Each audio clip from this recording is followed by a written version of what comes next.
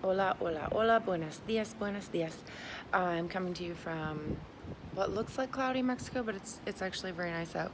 And I'm creating a video today for everybody who wondered about whether or not spinning would make your legs big. So a lot of times you'll hear people say, well, I'd love to do spinning, but I don't want to bulk up my quads. And is that an urban fitness myth, or does that actually happen?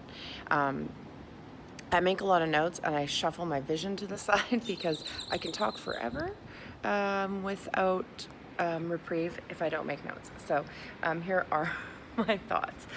Spinning burns a high rate of calories and forces the body to raid fat reserves for performance and recovery energy. So when you couple spinning with proper nutrition and controlled portions, it will make legs with excess fat smaller, not bigger.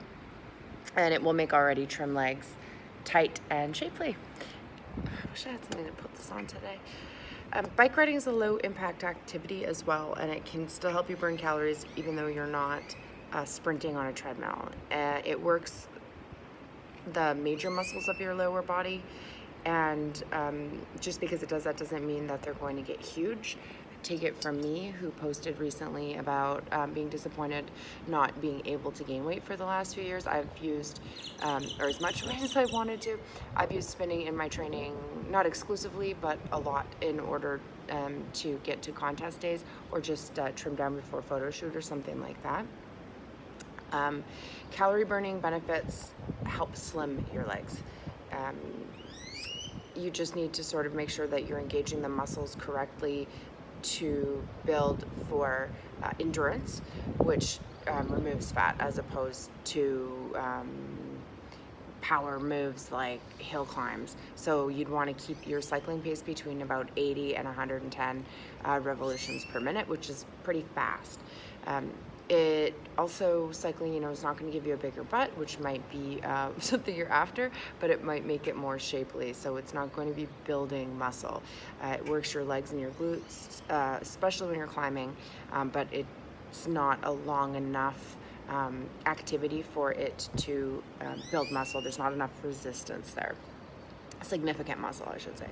So other than that, we can talk about it in sort of three different ways. That would be your genes and your body type and where you're starting from. So let's just talk about that, and then why don't you try out some spinning? So your genes, your chromosomes play a huge role in whether or not you have thin legs, thick legs, whatever that is. The size of your quads is super highly dependent on your genetics. So there are some people who are quad dominant, especially girls, and you'll notice, wow, she's got thick thighs. And the next girl can be doing the same exercise, that would be me, and not have such thick thighs. So most of the time you'll see endurance athletes, like on spin bikes, have very thin legs. I can't say that they're all born with the same genetics, but potentially they might be. If you're a thicker legged person, you're a thicker legged person, and I guess you have a benefit if you like having thick legs. The spindly legged, which is the other end of the spectrum, and not me either, are going to have a hard time putting on mass, and they'll always kind of have thinner legs. So your body type, again, that's also sort of dictated by your genes. You're either really wispy, Kate Moss thin, or do you have an athletic build, or do you have just a massive build? Your body type's sort of a factor in no matter how you train. So I could, at 5'7" and 140 pounds, be doing the same workout as somebody who's 5 feet tall and 110 pounds, and they could be packing on muscle and look like a brick shithouse, and I'm still kind of maintaining or really progressing slowly in my own training. So you have to consider the three different types of bodies, and that's endomorph, ectomorphs, and mesomorphs. And which one are you? So ectomorphs are the tall, thin, lanky, extremely long-armed people, maybe like me, who have a hard time putting on muscle. Endomorphs and mesomorphs respond more quickly to resistance training and building muscle, and they build muscle relatively easily. So any sport could create this change, not necessarily just spinning. So ectomorphs are going to be the people who feel that they have a hard time putting on muscle. Endomorphs and mesomorphs will have an easier time. Google that and see what body type you might be. And lastly, so the starting point at which you're spinning. So the starting point on your spin bike plays a huge role on how you build muscle. 115-pound skinny, fashion model who's never ever spun or used spinning in their routine is gonna gain muscle from it because they haven't been, say, training in bodybuilding or something super athletic. But a bodybuilder or a super athletic person might see the opposite effect. So you might actually sustain muscle loss. And the changes on both ends of the spectrum might be short term, but if your jeans are, tighter after the first week of spinning, you don't need to freak out. Your quads may bulk up a bit at first, but overall, the amount of cardio that's involved with that high intensity training that is spinning will balance that out. Because long story short, in all of this, what you need to remember is that well-developed calves are going to help you burn more fat overall. The large muscle group that is your legs, but your quads, specifically respond quickly to activity and increases your muscle to fat ratio in your body, which increases your metabolic rate, which helps you burn fat. So these are things you have to consider. There are a lot of variables.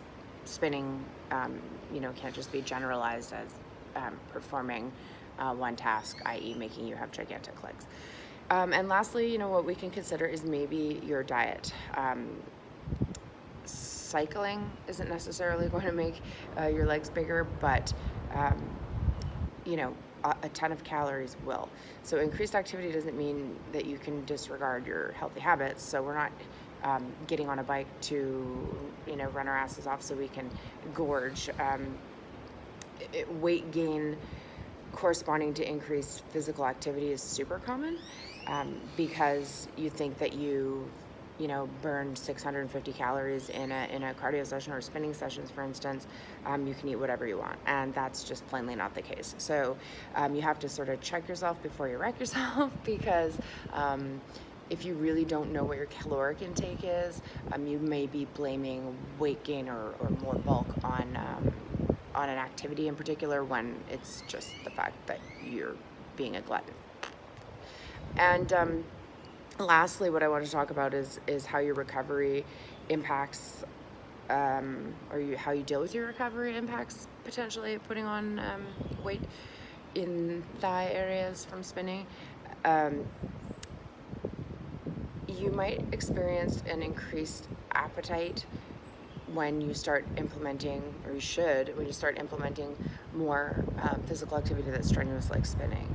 And if you're new to high intensity or just frequent training, you might start experiencing this large calorie deficit, which we're going for in order to maintain a more lean physique and carry less fat around. But you will also potentially feel unusual levels of hunger. And so, going to have a shitty bucket of fries or an ice cream after a training session isn't going to help keep you full, and it actually might increase your body's cravings for more high calorie foods later. So recovery nutrition is super important, and so is nutrition in general. So you want to have, after your workout, either a protein shake or 3 to 4 ounces of some kind of lean protein and a complex carb to stay full and ensure that your muscles recover. So post-workout nutrition is super important, and we don't want to ruin all of the fat burning that you've earned by filling up on crap. Also, spinning is a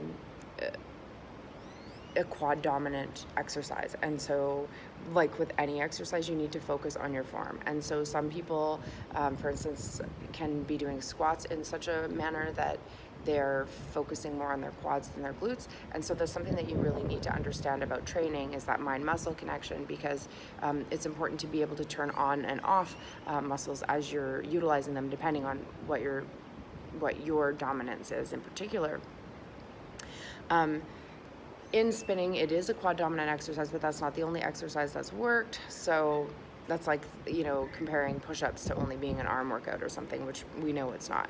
So spinning also can activate your abs, your hamstrings, your glutes, and your back muscles. And so sometimes you'll hear in a formal spinning class, a spinning instructor tell you to use your abs to hold yourself up, not to hold onto the handlebars or lean onto your elbows while you're going, even though you're dead dog tired. And hey man, I teach spinning, they used to, and I do the same thing. So, you know, when they're saying don't put on the death grip, use your abs, it's so that you activate your back and your glutes.